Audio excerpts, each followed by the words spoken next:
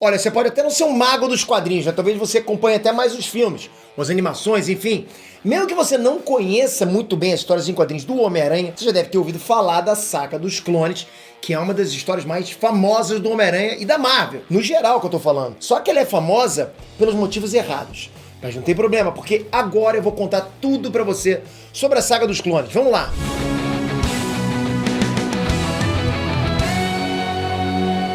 Ei, Nerdtrunks, Peter aqui. Vocês não têm noção da zona que é a Saga dos Clones, galera. Antes da gente começar a explicar, né, o que acontece com essa saga pra ela ser tão amada e odiada, é legal dar uma contextualizada sobre o que era a Marvel ali no começo dos anos 90. O universo cinematográfico era um negócio inconcebível nessa época, né? As HQs, elas estavam vendendo muito mal. Não estavam vendendo nada, pra falar a verdade. Tanto que foi nessa época que a Marvel começou a fechar contratos com alguns estúdios de animação pra tentar emplacar, né? Pra ganhar algum cascalho, pra tentar emplacar alguma coisa por fora dos quadrinhos, porque a revista mesmo não vendia. Nessa época, surgiram as séries animadas dos X-Men, que foi muito boa, né? E até mesmo do Homem-Aranha, que também era bem legal. E outras também, mas não adianta, nada fazia vender os quadrinhos. As HQs que eram o produto principal. E o Homem-Aranha, que sempre foi um dos heróis mais populares da Marvel, tava no fundo do poço em questão de venda, de cascalho, de popularidade. O Homem-Aranha tava muito diferente, sabe? Agora ele era tipo adulto, né? Mary Jane tava grávida, as histórias estavam bem violentas, o que era comum em qualquer história em quadrinho daquela época, né? Início dos anos 90. Enfim, nada a ver com o Homem-Aranha que todo mundo amava no começo. É aí que entra a genial Saga dos Clones. A raiz da história toda, né, o que seria um prólogo, na verdade vem lá de 1975, quando morreu a Gwen Stacy, né, um dos eventos mais famosos da história do Homem-Aranha, né? Lá naquela época mesmo saiu uma história em que a Gwen voltava, só que era na verdade um clone feito pelo Chacal. Ele faz ainda, né, um clone do próprio Peter Parker, que sai tipo idêntico, inclusive na personalidade.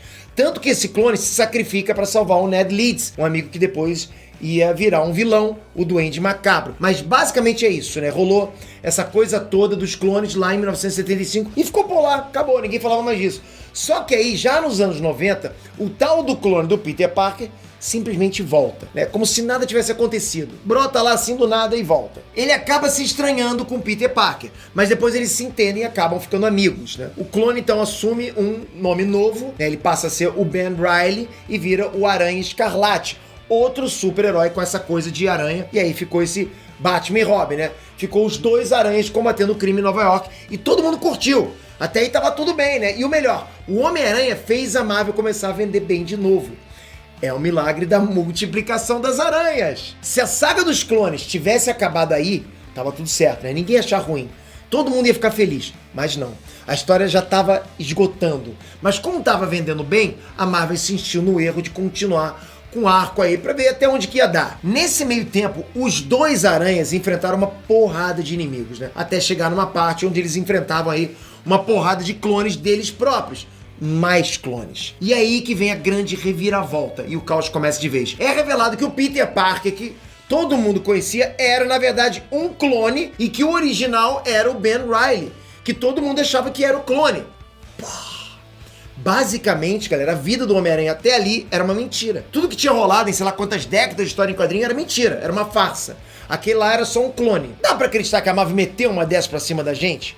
Quando saiu essa revelação, né, a Marvel foi alvo de um rage gigante, digno de internet. E olha que nem existia rede social naquela época, mas foi mais ou menos isso aí. Se fosse nos dias de hoje, galera, pô, vocês iam meter o rage lá pra eles. Os fãs mandavam uma cacetada de cartas pra Marvel, era carta naquela época. Mandava carta pra Marvel xingando os editores, tudo quanto era. Mas assim, que se dane os xingamentos, já tava vendendo muita revista do Homem-Aranha mesmo. Eu acho que é porque as pessoas estavam tão indignadas que tipo, eu tenho que ver isso porque me contaram e eu não vou acreditar. Sabe? Eles precisavam conferir com os próprios olhos e seguiram em frente com a Saga dos Clones de um jeito que o Peter Parker acabou perdendo os poderes de Homem-Aranha. Foi ficar em casa com a Mary Jane, que a essa altura já estava no final da gravidez.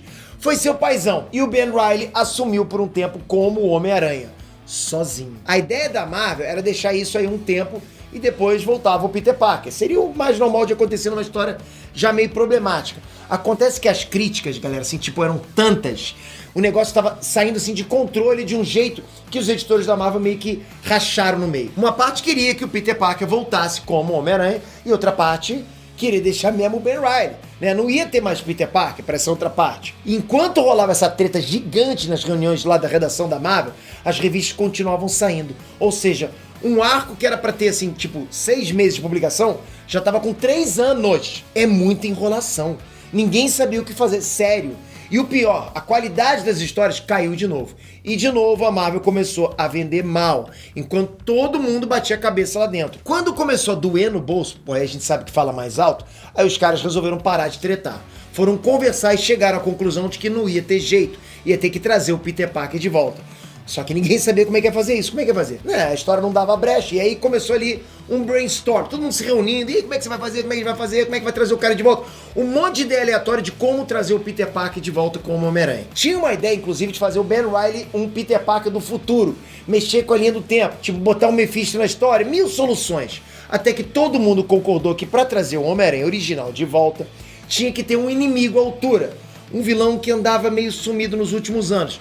Mas deram um jeito de botar o cara na história pra tentar consertar. Foi aí que o Norman Osborn, o Duende Verde, entrou nesse caos que virou a saga dos clones. Resolveram que ele não morreu lá em 1975, quando ele matou a Gwen Stacy, e que ele passou todos esses anos desaparecidos, né, tramando essa história toda de clones, e que inclusive ele manipulou o DNA dos dois pra gerar essa confusão de quem é o original e quem é o clone.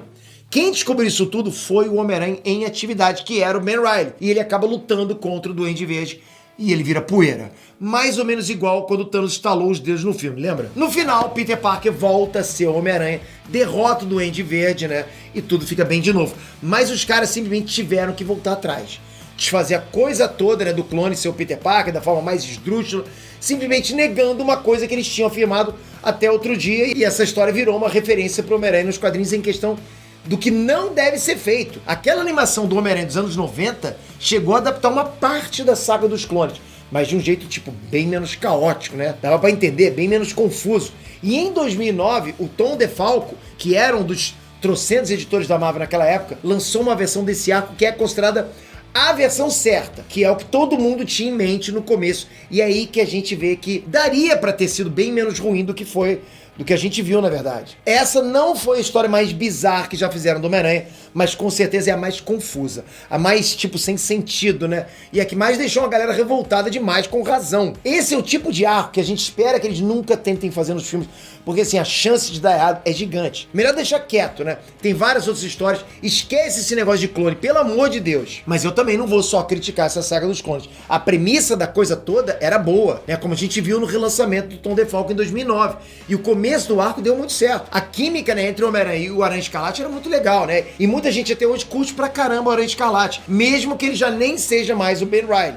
Mas era realmente bem interessante ver os dois lutando juntos, né, lado a lado. Então esse começo, antes do Peter Parker perder os poderes, rendeu várias histórias bem legais, bem maneiras, né? Os caras começaram bem esse arco, depois que a coisa se perdeu mesmo. Uma outra coisa que esse arco tem a favor é que, até mesmo por causa da polêmica, foi esse arco que apresentou o Homem-Aranha para uma geração inteira e fez muita gente conhecer mais sobre o Homem-Aranha, sobre a Marvel, né? E passar a consumir quadrinhos de verdade. Tanto que é uma galera que nem odeia essa saga tanto assim, porque rola aquela coisa de valor sentimental, sabe? Valor afetivo. Pô, foi a primeira história que eu li do Homem-Aranha, né? Não tem problema que os editores da Marvel estavam em guerra nessa época. Não tô nem aí pra isso.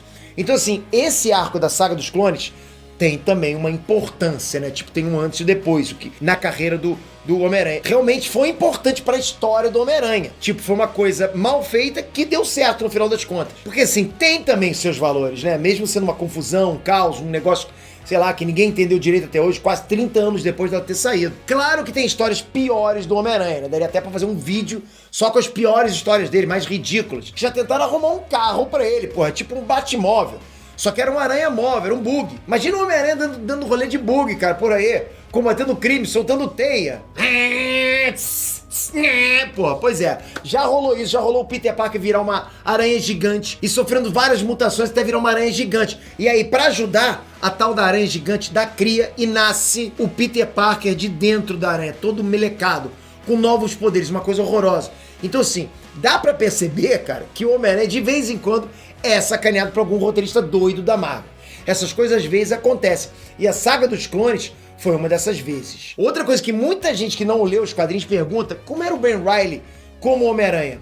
Bom, o visual era tipo um pouco diferente. Ele fez uma roupa pra ele como Homem-Aranha e ele pintou o cabelo de loiro, porque ele realmente queria ser diferente do Peter Parker. E foi o Ben Reilly como Homem-Aranha que trouxe de volta aquela coisa das piadinhas no meio da luta, das tiradas engraçadas do Homem-Aranha. Porque na verdade ele não era o herói certinho, igual o Peter Parker, né? Ele era mais um anti-herói, mais bruto, mais porradeiro, sabe? Tanto que a maioria dos vilões percebeu que aquele Homem-Aranha não era o mesmo de antes. Todo mundo ficou meio sem entender o que estava rolando. E alguns até chegaram a descobrir que era mesmo outra pessoa ali debaixo da máscara.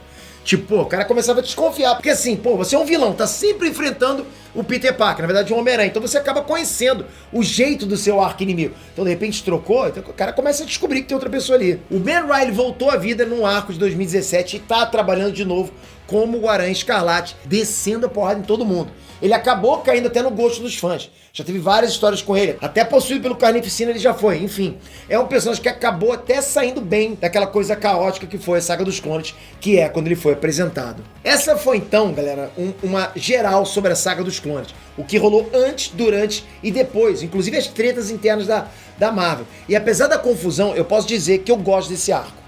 Reconhecendo os erros dele, que são muitos, eu gosto. E você já leu a Saga dos Clones? Ficou nervoso quando leu? Queria ver isso adaptado no cinema? Quer que eu traga um resumo completo da Saga dos Clones, da atual, da mais bacana, pra vocês entenderem? Comenta aí embaixo, fala, Peter, traz esse resumo aí. E não esquece, clica no joinha se você curtiu esse breve momento da história das histórias em quadrinhos aqui no canal. Muito obrigado de coração e se inscreve. Só lembrando, se você já está inscrito, primeiro, meu muito obrigado. Segundo, confere agora se o seu sininho está ativado. É rapidinho, só dá uma conferidinha aí se o sininho está ativado, porque só assim você garante que vai receber a notificação dos próximos vídeos. E muito obrigado de coração por isso. Até a próxima, galera. Fui!